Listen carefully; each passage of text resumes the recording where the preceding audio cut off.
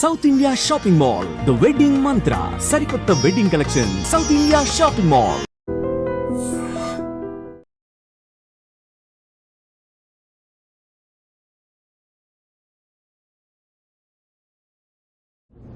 दोपहर को air India की फ्लाइट संख्या AI 171 दुर्घटनाग्रस्त हुई और कई पैसेंजर इसके अंदर हताहत होने की संभावनाएं हैं। इस घटना से पूरा देश क्षुब्ध है और पूरा देश एक साथ पूर्ण संवेदनाओं के साथ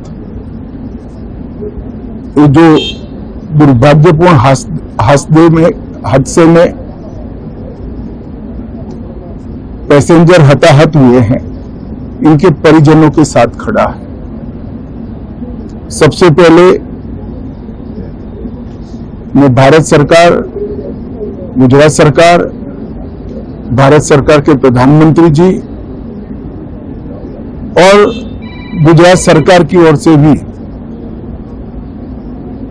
जो लोग हताहत हुए हैं इनके परिजनों के प्रति गहरी संवेदना व्यक्त करता हूं। 10 ही मिनटों में हादसे के भारत सरकार के पास सूचना पहुंची। तुरंत ही मैंने मुख्यमंत्री जी, यहां के गृह मंत्री, होम डिपार्टमेंट के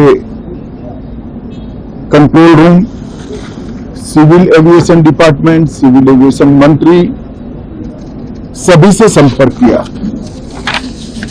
प्रधानमंत्री जी का भी तुरंत ही फोन आ गया और भारत सरकार और गुजरात सरकार के सभी डिपार्टमेंट एक साथ होकर राहत और बचाव कार्य में लगे। इस विमान में कुल मिलाकर 230 यात्री देश के और विदेश के और 12 क्रू मेंबर सवार थे।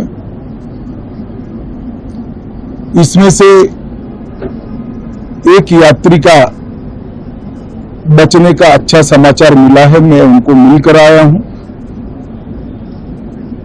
मृत्यु का आंकड़ा तो DNA परीक्षण और यात्रियों की पहचान के बाद ही अथॉरिटी अधिकृत रूप से घोषित करेगी, मगर जो यात्री बचा है उसको मैं मिलकर आया हूं। घटना के तुरंत बाद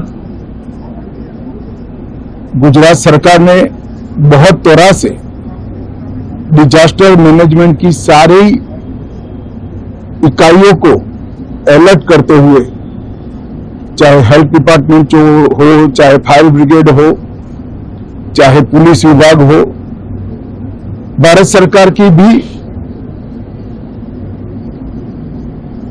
CAPF को संपर्क कर सभी ने एक साथ मिलकर राहत और बचाव का कार्य चालू किया।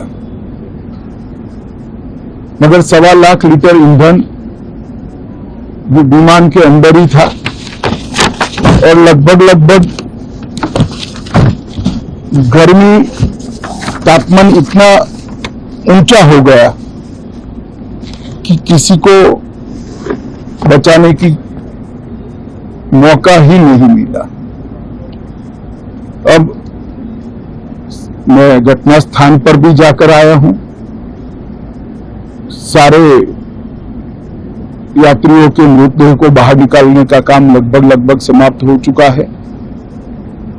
जितने यात्रियों के परिजन यहां पहुंच चुके हैं वो सबका DNA लेने की कार्यवाही भी 2-3 घंटों में समाप्त हो जाएगी।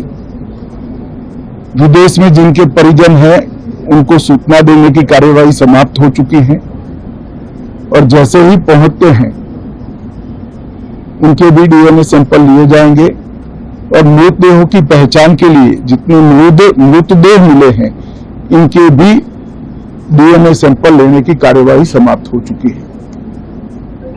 गुजरात में ही लगभग 1000 के आसपास डीएनए टेस्ट करने पड़ेंगे। ये सभी टेस्ट करने की क्षमता गुजरात में विकसित है, तो डीएनए टेस्टिंग के लिए कहीं गुजरात के बाहर जाने की जरूरत नहीं पड़ेगी। गुजरात की एफएसएल और नेशनल फॉरेंसिक साइंस यूनिवर्सिटी दोनों मिलकर कम से कम समय में डीएनए का परीक्षण पूरा करने के बाद परिवारजनों को अपना मृतदेह परिजन का मृतदेह सौंपने का काम करेंगे। उनके रहने की सुविधा, उनकी सांत्वना की सुविधा, जिनको मेडिकल प्रॉब्लम ट्रॉमा के कारण हुई, इनकी मेडिकल की सुविधा, ये सारी व्यवस्था बहुत सुचारू रूप से हो चुकी है। अभी रिव्यू मीटिंग में सारी व्यवस्थाओं को हम सब मंत्रियों ने साथ में मिलकर देखा है।